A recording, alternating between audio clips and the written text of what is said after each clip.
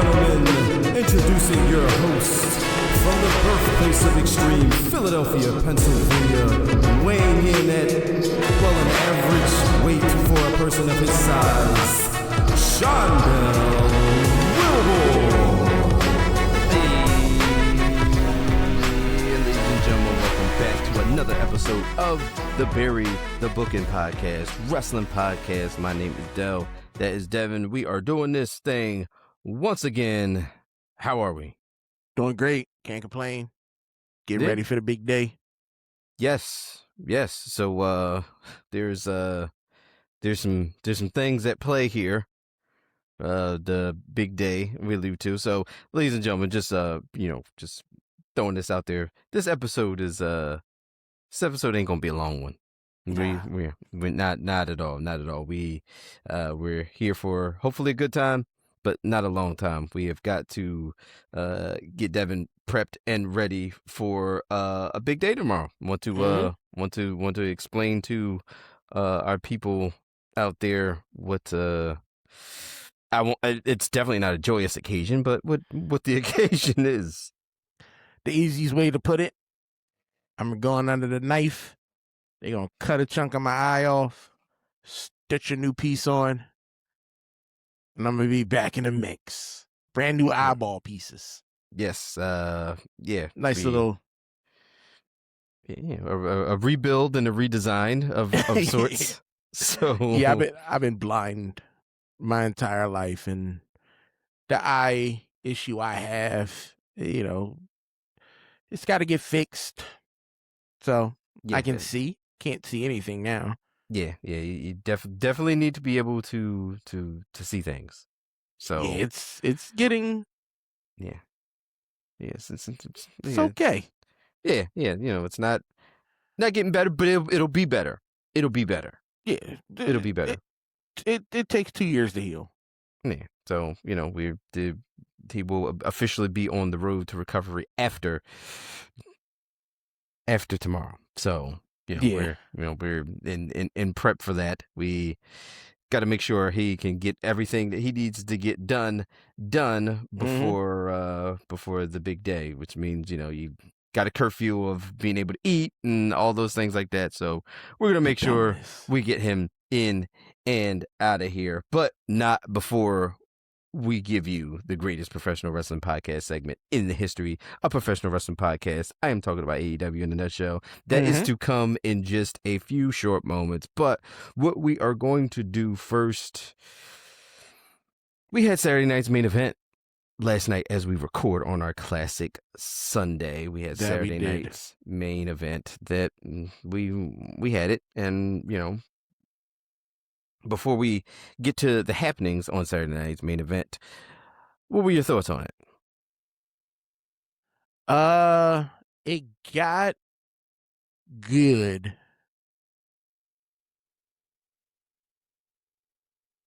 towards the end.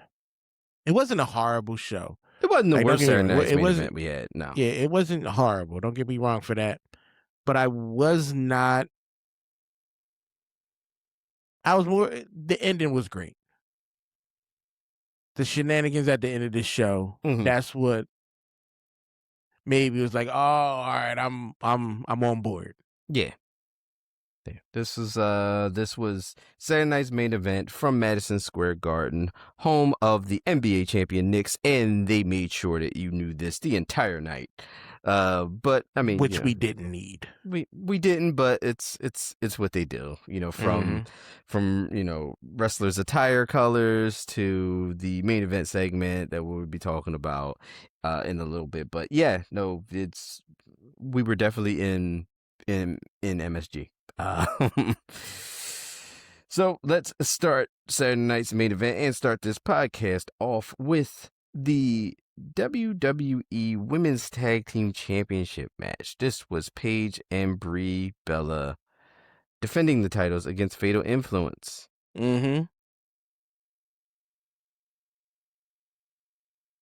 Thoughts on this? I'm glad it ended the way it did. This is first off. Well, yeah. Brie can't wrestle. You're correct. She can't wrestle at all. I share I share that. This was a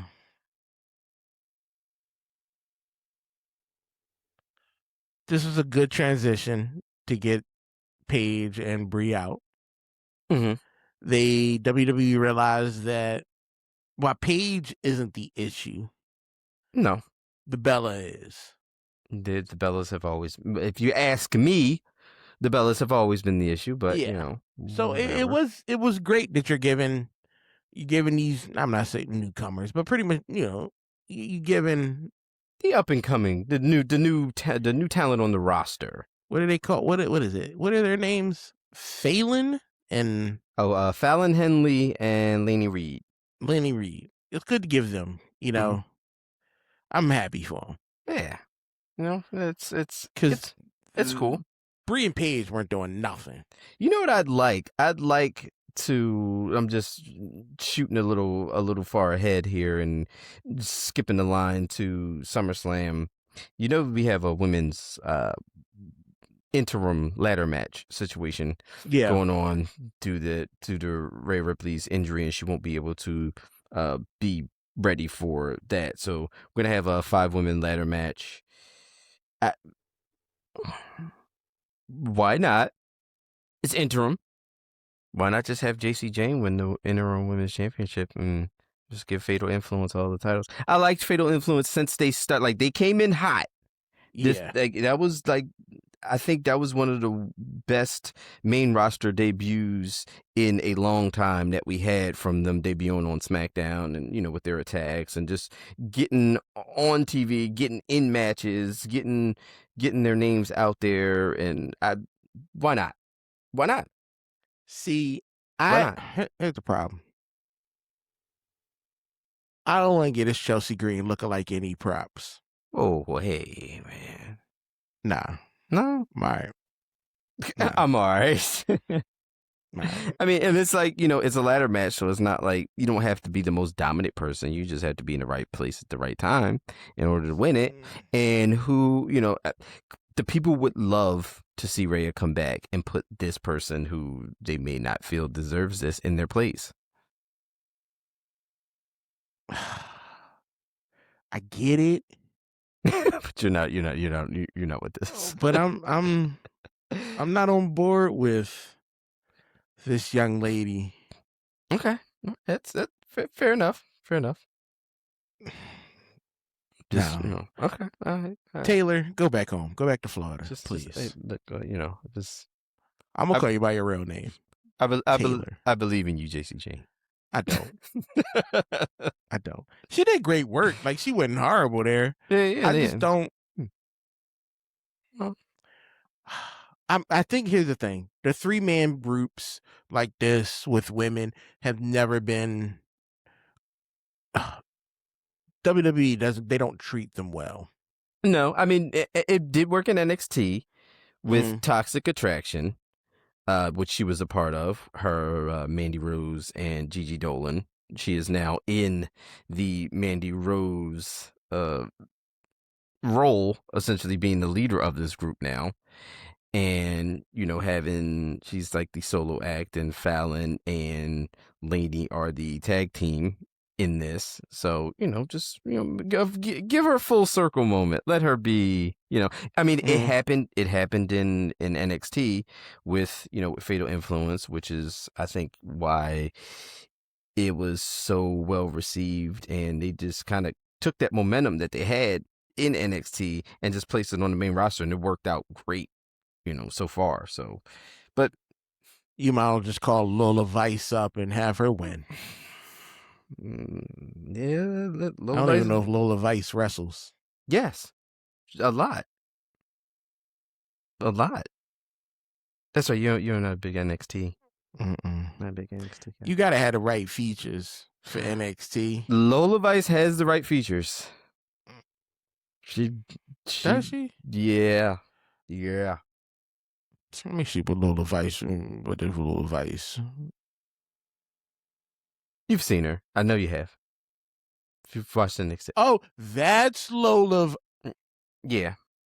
I ain't know that's who that was. Mm-hmm. Mm-hmm. I wasn't seeing it from the right angle. Correct. So I'm only looking at the front profile, and I'm like, I don't know this woman. yeah. See, you had Yep. I ain't seen it. See, Yep. See. it's all about that NXT cameraman. Yeah. He the true hero of yeah. NXT. Yeah. NXT. They.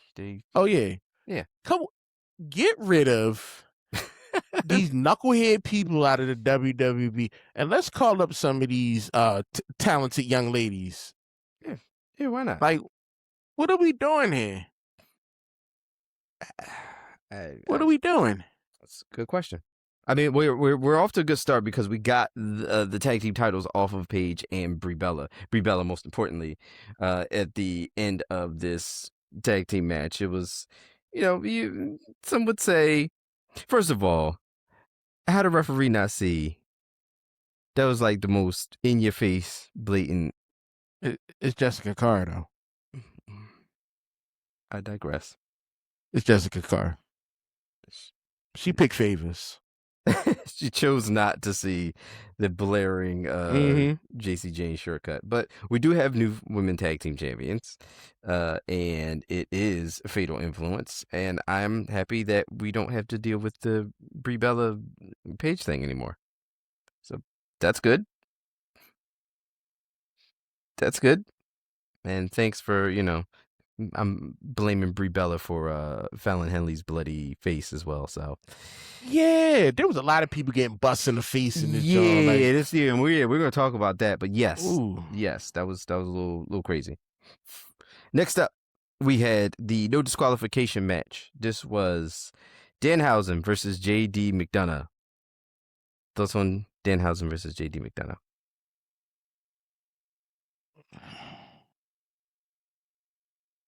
I'm all right. I'm all right with it. Yeah, I mean, it was what it was. It's a Danhausen match. Yeah, it was a WWE fun match. It was That's something, all it was. And it was something that got the crowd engaged because people are sheep and they like Danhausen. And I'm not saying I dislike him. I'm just saying I don't. I'm not as hype as other people are. Right. For Danhausen. Not to mention, we had Karl Anthony Towns from the Knicks.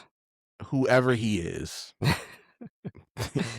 Like, I had no clue. But like I said, this was a big play to the NBA champions, New York Knicks. This was a big, this show was tailored around it. And the spot with the cloning machine, and then Towns coming out hitting the choke slams. Listen, first of all, I think we say it a lot, but we don't say it enough. Let's go ahead and give JD McDonough more like he sold that choke slam. Okay, from Karl Anthony Towns, like he sold the F out of that. He is. Like he is a true professional in the ring. Yeah, he's great. Like he's great. Yeah. Eventually, you're gonna have to give him something.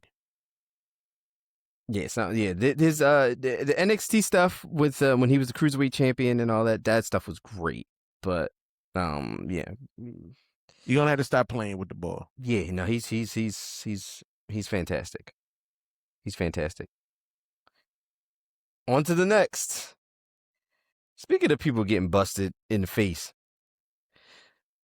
we had Lyra Valkyria versus Bayley here. So first of all, let's talk about Lyra's descent into madness and her this presentation. I don't hate it. I do not hate this. But we had this already. It was called Nikki Cross. We did, but now we got this lady. Mm-hmm. I don't care about Lyra Valkyria. I don't. I like the fact that she snapped instead of Bayley. Mm-hmm. Right. I like that. I get behind that. I like the fact that she's the one that snapped instead of Bayley. What does this mean for Lyra? You can never go back to the Falcon call. I mean, This got to be a new you. Yeah, oh yeah. This has definitely got to be you. For maybe there's something a long time from now where somebody brings out the old Lyra, but no, I need to see where we go with this, because the match was good. I liked the match. Bailey definitely popped a one in the all about the face and in the nose and all that. Which definitely made for the aesthetic and turned into something else. It added to it, I should say. Definitely added to the match. But yeah, long story short, Lyra wanted Bailey done more than Bailey wanted to win this match, and she got the choke out submission win, and decided that wasn't enough and wanted to just completely decimate and obliterate Bailey after this. And where are we going from this? If you're Bailey, maybe away. In not too, the rumors are swirling about the contract situation with Bailey coming up towards the end of the year, and whether or not she'll be around and all this other stuff. Right now, it ain't looking too good, but we haven't crossed that. Where's Bailey gonna go? We haven't crossed that. There's only one place she would go. She can't go. No. Stay where you at. There's only if there were somewhere to go, there would be only one place to go, and that place has the CEO. I mean, that reunion or beginning of a new rivalry in a new company, whatever it would be, that would be the only landing spot. But who knows? Who's to say? Yeah, she could. This could all be nothing, and she could. But what are we doing? But right now, if you're a Bailey fan, you're asking that same question though, because it's like, yo, what is this? Because Bailey it's been looking bad for a minute, bro. For a while. This thing, they have not been doing Bailey any favors in WWE for quite some time. So I don't know, but this could be something if they don't fumble it like they fumble a lot of things. They fumble a lot of stuff that they seem like they invest time in, and the new presentation for Lyra Valkyria could be something that also is something that fails. I guess because I'm not impressed by neither one of these women. Mm-hmm. And that's why they're trying to reinvent, to reimagine, to try to make these two women into something. Mm-hmm. It ain't working. You ain't with it at all. I'm not with neither one of them. Like none of it's working for me. Okay, fair enough. Yeah, we'll see what happens if Bailey disappears for a while, or what will we do next for that? Who knows? But Lyra Valkyria definitely won here. She beat Bailey by referee stoppage. Bailey, was KO'd, and then she'd be all right. Got destroyed afterwards, and there's that. Next, we had our main event match for the show. Not main event segment, but main event match for the show.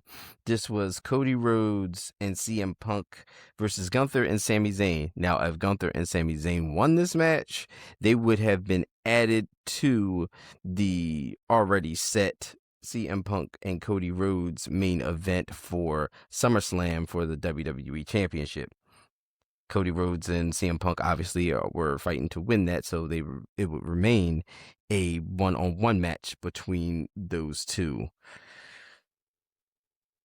Thoughts on this main event tag team match? Like I said before, like it was good, but it got better at the end. Like it was a decent match between them. This match was good. I definitely enjoyed the match. All four of them are, do what they do. Sammy's great, Gunther's great, Punk and Cody gonna do what they do. They're great at it, and all four of them in the ring wasn't an issue. It didn't feel too chaotic, which was okay for me. It felt like everybody got their time. Yeah. No, like I don't see like nobody was like that. Oh, who is the standout in this match? I can't pick any of them because they all did their thing during this entire match. Yes. Yep. I agree. There was and still is the back and forth, the underlining story also going in with the with Sammy, Gunther, Cody, and Punk, and everything like that. Is also the situation between Nick Aldis and Gunther as well, which goes back and forth. That definitely played a huge part in this because Nick Aldis was the man who set the stipulation for this, saying, "Oh, you're essentially giving Gunther some hope that he would have would be able to be involved in the main event of SummerSlam to have an opportunity for the WWE Championship." But Nick Aldis was like, "Nah, F all that. I'm gonna make sure that Homeboy don't get a chance to do nothing." So and Nick that's Aldis, what made this enjoyable. Yeah, so Nick Aldis, first of all, you just ain't gonna be, if you Nick Aldis, you've been getting beat up for a couple weeks. A lot. You've just been getting beat up. He was like, "Yeah, no more. I'm not doing that no more." So things definitely got physical. Nick Aldis cost Gunther and Sami Zayn the match, essentially. Mostly Gunther, because if you Nick Aldis F that guy. And there we go. We're off to the races with this. And we're gonna get a Nick Aldis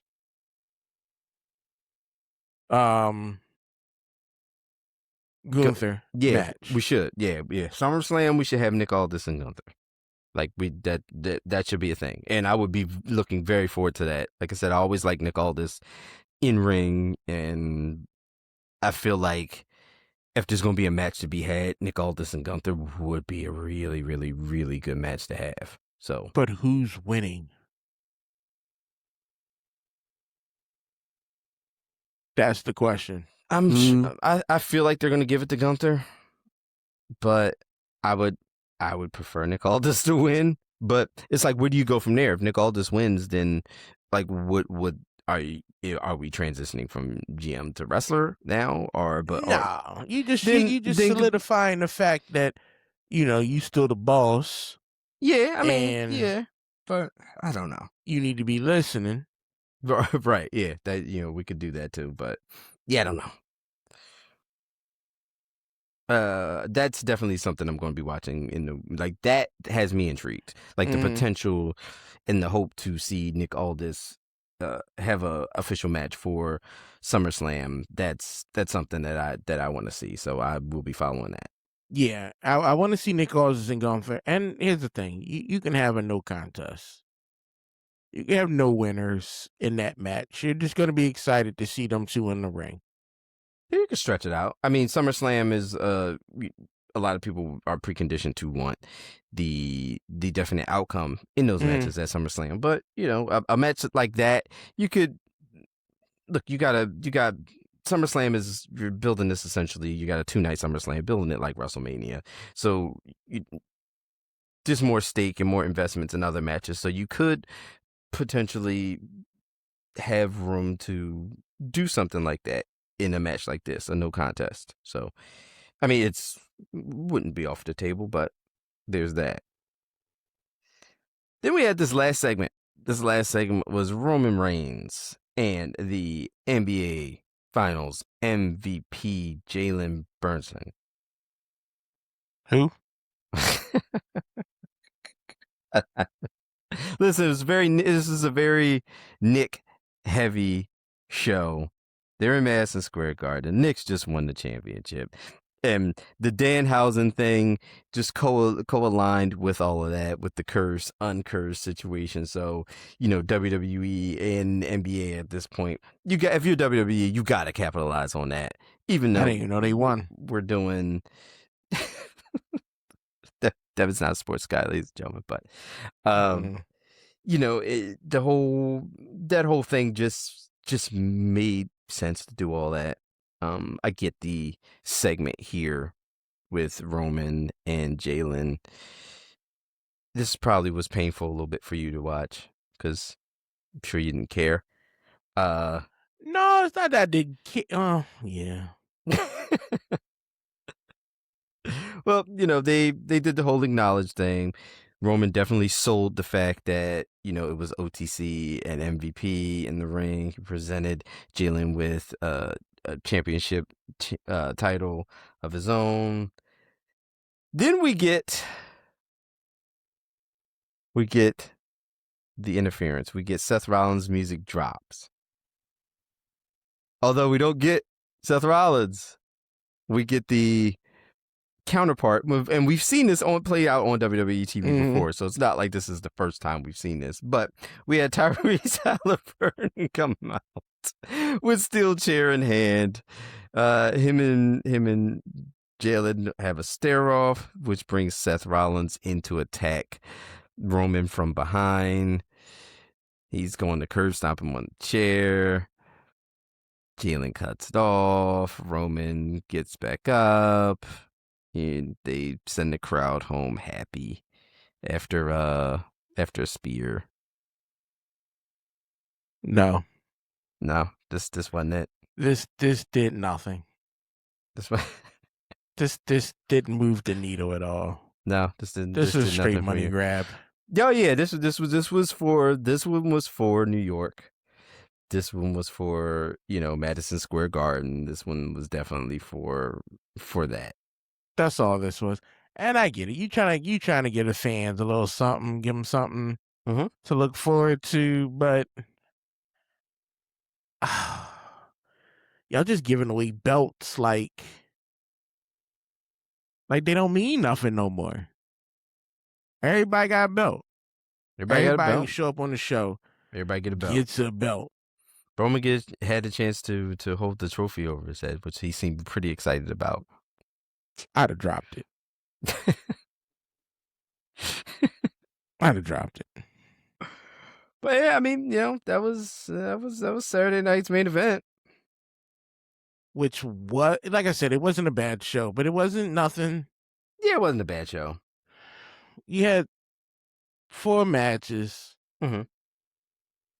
6 hours of commercials. 100%. Yes, for sure. There was a lot of commercials there. And nothing really came from it. No, we didn't get any further. I mean, besides the implications for Gunther and Nick Aldis, no, we didn't.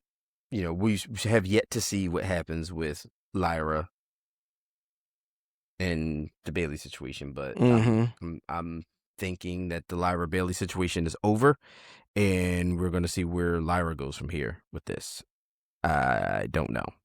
We also had, the CM Punk Cody thing. If you cared about Punk flipping the title over and popping Cody in the face with the strap, and then them doing the backstage segment afterwards where Cody was like, "Hey, that's embarrassing." The back and forth thing. Yeah, I mean, we know what this is. We've seen it. They're just trying to build tension. We got a couple weeks away from SummerSlam. They're trying to build something between those two. A couple weeks. Other than the first and second. Oh, I didn't even take off. Yeah, I usually take off after SummerSlam. Yeah, so SummerSlam's the first and second. So they're trying to build. Yeah, they're trying to build tension there. I mean, they didn't really have to do, and especially not something like Cody gets hit in the face with the title and Punk's at the end of the match. Yeah, smacked him. Yeah, right in the mouth. So, that Cody had a problem with that. Punk was doing an interview backstage. Cody confronted him about it, and they went back and forth. They're like, "Oh, we don't want the cameras here," because they wanted to sell the fact that this was an altercation or whatever the case may be. But sure. I like how they turned an accident into something like major. Yeah. So that's how we build. That's how we built on the tensions between the two. So there's that. A pop in the mouth. A pop in the mouth. Off an accident. Dig up the dog, Cody. So that was WWE Saturday Night's main event, which leaves us with one more thing to do before we get out of here and we get Devin to off to do what he needs to do to prep for tomorrow. So, this thing will help soothe anyone who is, on the cusp or on the brink of something, or may be feeling well, may not be feeling well. If you're not feeling well, this will definitely cheer you up. This will definitely put you in the right mood, just to have you feeling good, have you feeling silky smooth, very silky smooth, almost like if there was like 57 of the fattest, thickest, juiciest silkworms, and then they secreted they silk all over your skin, and then you rub that in your skin, and once the air get to it and it turn into silk the way it's supposed to, if you know science, it feel good, and that'll make you feel good. In the greatest professional wrestling podcast segment in the history of professional wrestling podcasts, will make you feel good. It is the one, the only. It is AEW in a nutshell. Oh my God, I had no clue where that was going. Me neither. All right, people, bear with me. I'm trying to be able to see and do this. So we're going to start with AEW Dynamite.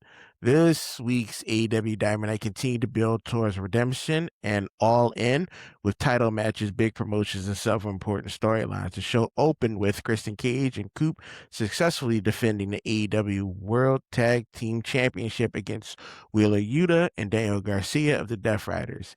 After the match, Claudio Castagnoli and the Dogs attacked the champions until the Bang Bang Gang ran out to make the save, adding even more attention to the tag team division. Jake Dole tried to score a big win over Andrade, but Andrade's experience was too much to overcome. After fighting through Dole's power offense, Andrade hit his double underhook finisher to earn a hard-fought victory. The biggest moment of the night was Kenny Omega's celebration as the new AEW World Champion. Omega thanked the fans for believing in him after finally winning back the title more than 1,100 days after his last reign.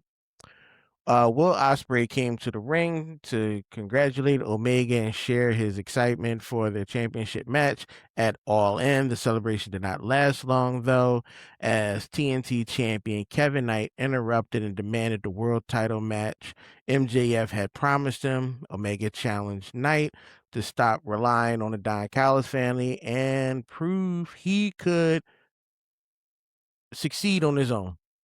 Knight answered by attacking Omega with a microphone before Darby Allin rushed to the ring, forcing Knight to back off. Also, there was a little promotion where Darby Allin set a car on fire that says, Kevin, be humble.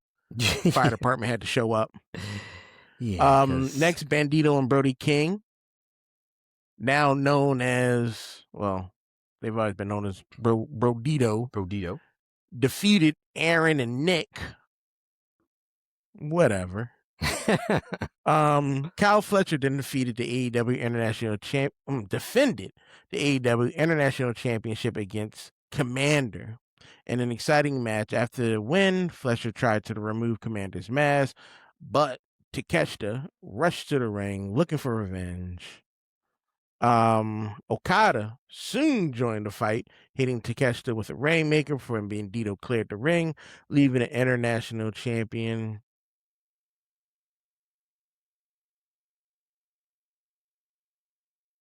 I completely had a brain freeze. I'm so sorry, people. That wasn't lag or nothing. It's life lag. I'm sitting there. It's life lag.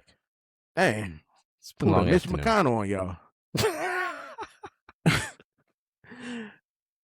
Darby Allin kept the moment going on with a tough win over Brian Cage. Brian Cage controlled the match. Much of the match with his strength, but Darby refused to quit.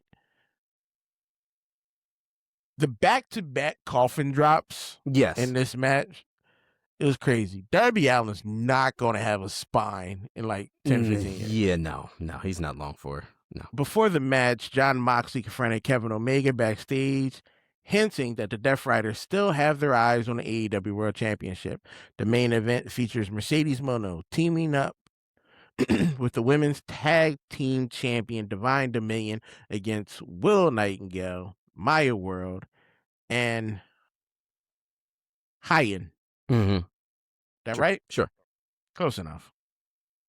After a fast-paced 6-woman battle, Mercedes hit the Monet Maker on Hyan to give her team the W.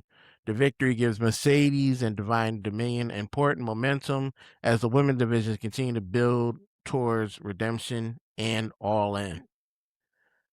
AEW Collision continued, more focusing on the road to redemption with 3 championship matches and several important storyline development.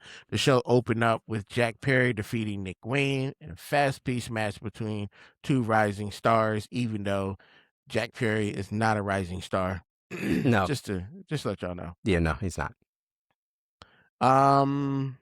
After the match, the Young Bucks challenged Jon Moxley and Will Ospreay to a tag team match at Redemption, while Christian Cage and Adam Copeland challenged Claudio Castagnoli and Pac to face them for the AEW Tag Team Championship. I don't know how they got there.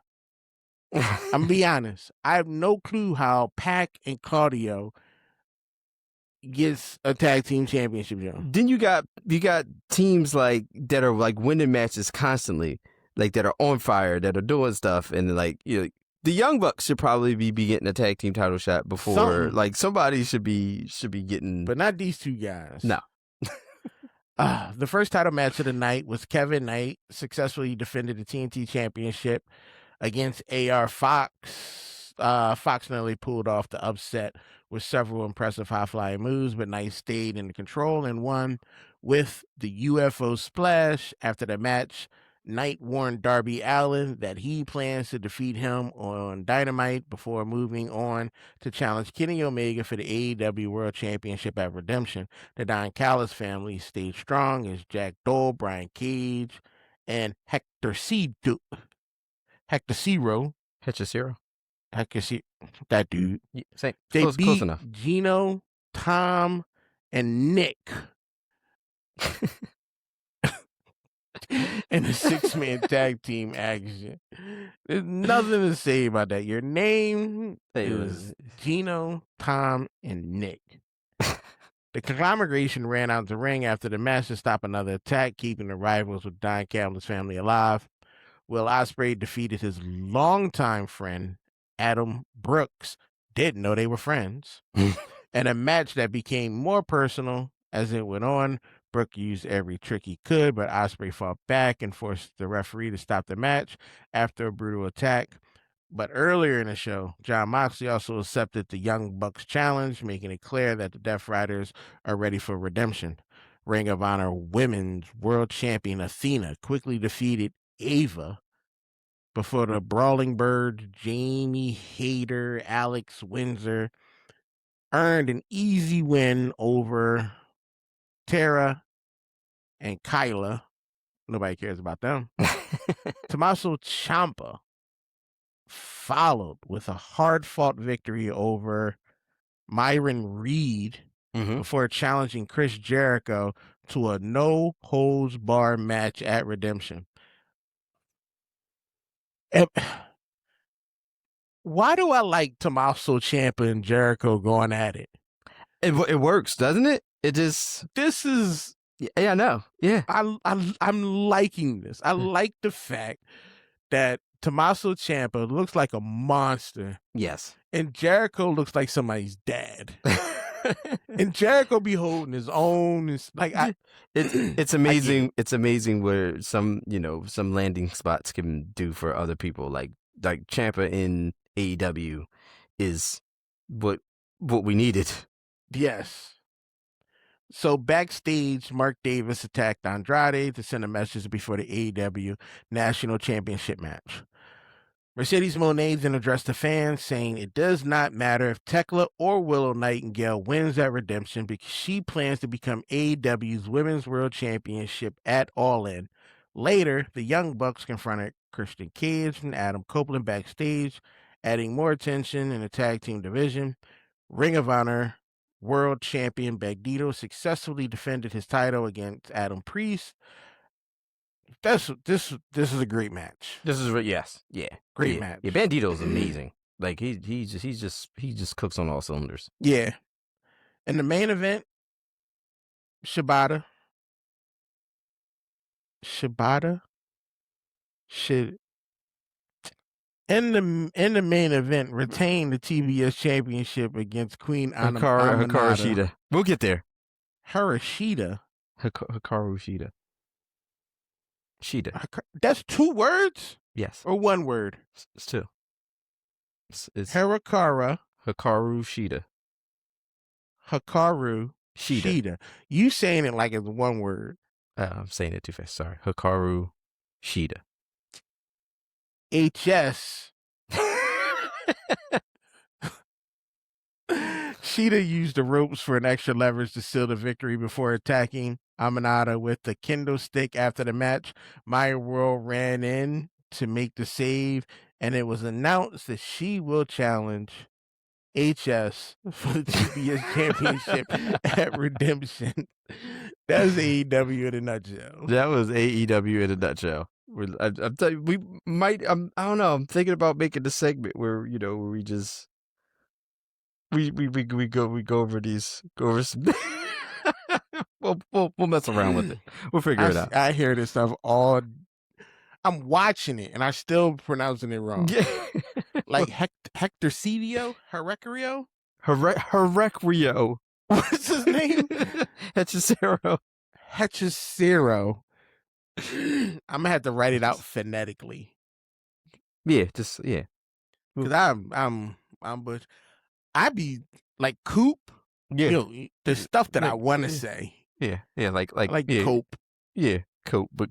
It's after a while we'll be able to have like a little book of names. It's like Devin's translation of of AEW wrestlers in terms. You remember how Riverside made that video of us going oh yes, yeah. We did. The next was probably going to be me just butchering people's names. That's a compilation. Wow. We'll put that in. We'll put that in the works. But for now, we're gonna put this show in the books. That is it for us on the Bury the Booking Podcast. Thank you for joining us on the Bury the Booking Podcast. Please like, share, follow, subscribe, follow us on the socials, and we will be back next time, and we will all be wishing Devin a speedy recovery, and we will see you next time.